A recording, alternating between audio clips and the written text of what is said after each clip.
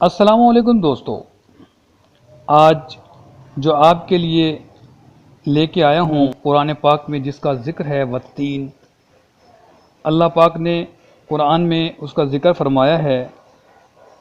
تو دوستو، والتین یعنی انجیر جو کہ بطور میوے کے کھایا جاتا ہے، نیز بطور دوا بھی یہ استعمال کیا جاتا ہے۔ انجیر ایک کثیر الغذا میوہ ہے جو کہ پہلے درجے میں گرم ہے، دوسرے درجے میں تر ہے۔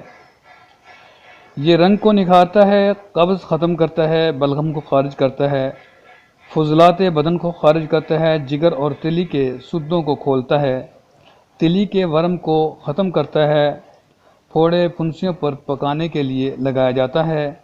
مغز اخروٹ کے ساتھ اگر اس کو استعمال کیا جائے تو قوت باہ میں اضافہ کرتا ہے۔ دوستو، ہمارے چینل کو سبسکرائب کریں۔ السلام علیکم ورحمۃ اللہ وبرکاتہ۔